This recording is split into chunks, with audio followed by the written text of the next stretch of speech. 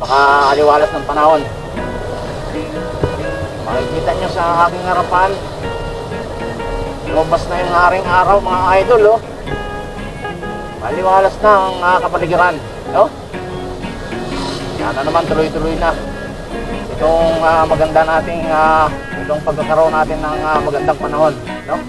Araw ngayon ng Sabado.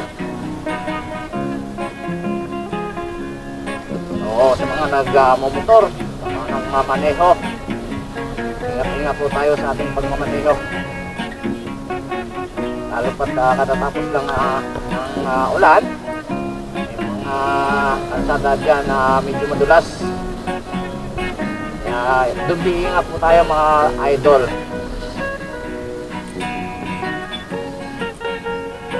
Lagi po natin itatandaan na sa ating pagmamaneho, merong mga pamilya sa atin na nag-aantay sa ating pag-uwi. So dapat makauwi tayo ng buo, ligtas sa ating mga pamilya, no? Takbong pugi lang tayo mga idol. Tayong papadalos-dalos kalsada. Kung hindi ka naman nagmamadali, takbong pugi lang tayo, no? Karamihan kasi sa atin kung nagmamadali, kaya mamadali din yung kanilang buhay.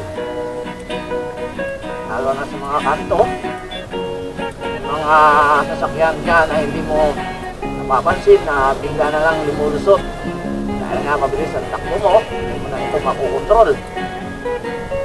Malamang sa malamang disgrasya ka. Dapat sa pagmamaneho, disiplina sa sarili. Huwag magmayabang, kasi yung pagyayabang, magiging ugat, yan ang magiging simula ng disgrasya sa kalsada. Pag mainit ang ulo, kailangan magbahon tayo ng mahabang pasensya kapag nasa kalsada tayo. Konting diferensya, pwedeng pag-usapan ng maayos, hindi na idadaan sa mainit, sa mainitang pagkatalo, no?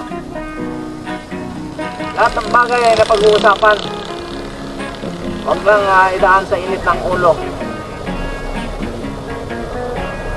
Kaya may mga nangyayari sa kalsada, may nag-aaway, may nagsusuntukan, dahil parehong nagsalubong yung kanilang init ng ulo, no? Dapat talaga magbaon tayo ng mahabang pasensya kapag nasa kalsada ka.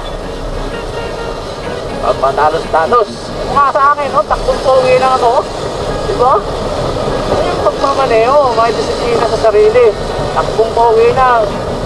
Pag may mauna sa'yo, pagbigyan mo, hindi yung makikipag-una ka rin. Diba?